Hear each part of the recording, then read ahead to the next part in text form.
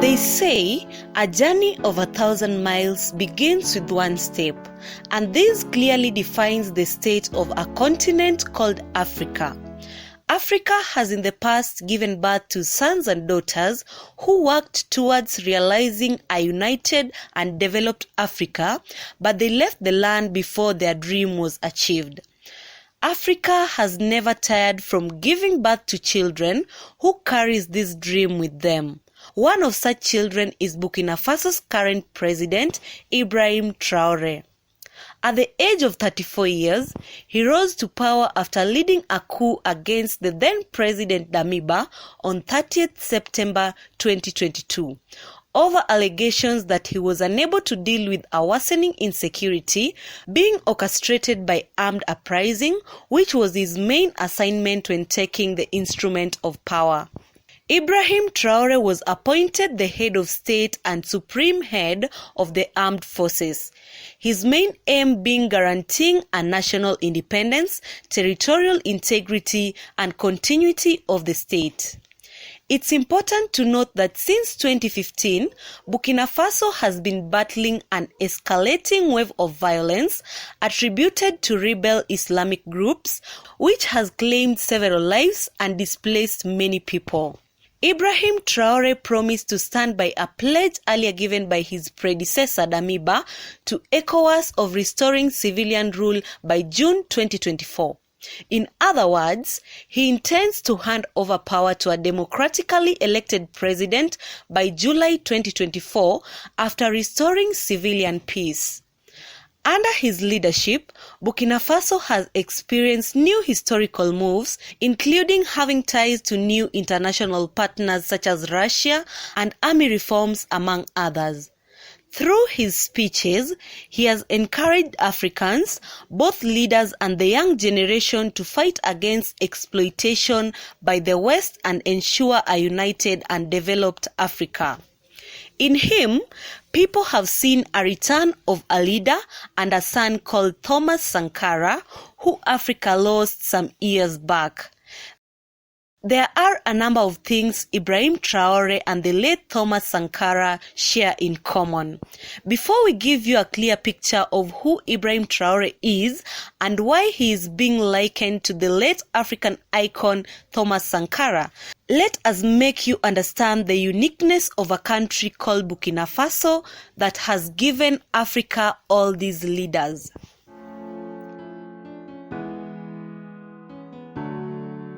Burkina Faso is a landlocked country found in the western part of Africa. She gained her independence in 1960 from the French colony. When the French were in charge and even left in 1960, the country was called Upper Volta.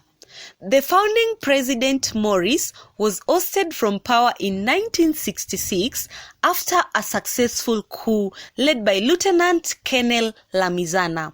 Lamizana's rule experienced series of strikes from workers, teachers, and civil servants. In November 1980, following such strikes, Colonel Zerbo led a second successful coup, removing Lamizana from office.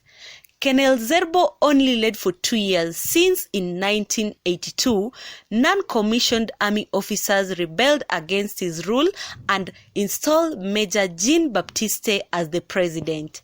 Soon after, Jean-Baptiste's government was divided into two factions, namely conservative, which supported his government, and radical, which opposed his ways of governance. On 4th August 1983, the radical faction seized power from Jean-Baptiste.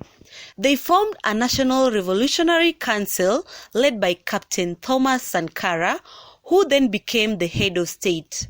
Thomas Sankara renamed the country from Upper Volta to Burkina Faso. Burkina Faso means the land of incorruptible people.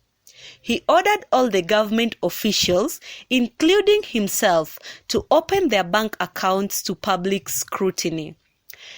Thomas Sankara's tried to shape the country through its morals and beliefs. In October 16, 1987, a military coup led by Thomas Sankara's close friend and ally, known as Compaoré, ousted him from office and killed him with several others allied to him. Thomas Sankara was a Pan-African who was getting away from the colonial powers' dependency. His primary concern were eradicating corruption, fighting environmental degradation, empowering women, and increased access to education and health care. His main goal was doing away with the dependency to colonial and Western powers. It is alleged that the then French government had a hand in the coup and the killing of Sankara following his strong stand and fight against imperial domination. In 1991, with Compaoré as the president having taken over from Thomas Sankara, a new constitution was promulgated, leading into an election. The opposition candidates boycotted the election, and Compaoré was elected as the president. He was re-elected in 1998, 2005, and 2010 elections. In October 2014, plans to present a bill in the National Assembly to amend the constitution in order to do away with the two-term limit on the presidency were announced. This would see Compaoré's regime go past 2015, when he was supposed to step down, as was dictated by the law, which started being applicable in 2005. In response, the citizens thronged the streets to protest against the bill. The protests turned chaotic as the demonstrators set fire on vehicles and public buildings, including that which housed the National Assembly and the headquarters of the state television. As a result, Compaoré declared a state of emergency, dissolved the government, and promised to hold talks with the opposition leaders. This, however, did not stop the protest, as the demonstrators demanded the resignation of Compaoré. Hours later, General Honoré Traoré, the then head of armed forces, reaffirmed that the government and the National Assembly had been dissolved and that a transitional government would be established. In October 31, 2014, Compaoré resigned and General Honoré Traoré assumed duties of the president. He was quickly challenged by other members of the armed forces, who installed Lieutenant Colonel Isaac Zida as the interim president. At this time, Zida was a commander in the Presidential Guard, which was an elite military unit formed by Compaoré.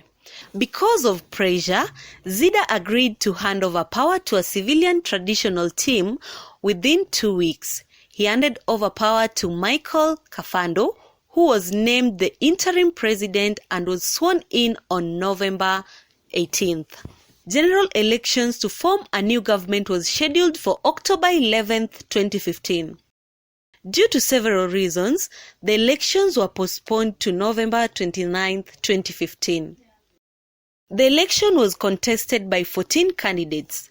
Roch Christian Kabore, who served as the Prime Minister and the President of the National Assembly under Compaoré's regime but broke ties with him early 2014, was elected. Kabore was re-elected in November 2020 polls. During his regime, in both first and second terms, there were increased Islamic militant attacks that targeted both the civilian and the military. This saw demonstration from the citizens against his leadership that saw an under-equipped military and caused unrest within the general public.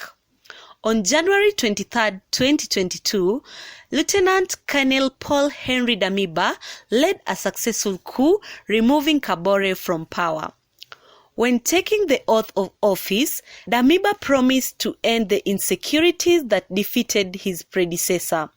Ibrahim Traoré surfaces after the 30th of September 2022's coup that ousted Damiba from power, citing his inability to deal with a worsening insecurity being orchestrated by armed uprising, which was his main assignment when taking the instrument of power. Ibrahim Traoré has urged fellow African leaders to resist manipulation by imperialist forces. In many occasions, Ibrahim Traoré's speeches have resounded as a battle call to Africans, just as those of Sankara did. He also stressed the critical importance of food self-sufficiency for African nations. Ibrahim Traoré seeks to ignite Thomas Sankara's spirits, not just within his own nation, but across the entire African continent. His call is for a future where Africa is no longer subjected to external exploitation, but instead stands strong as a federation of nations that are self-reliant, resilient, and recognized equitably globally. This is not just aspirational but essential for the survival and progress of the African continent.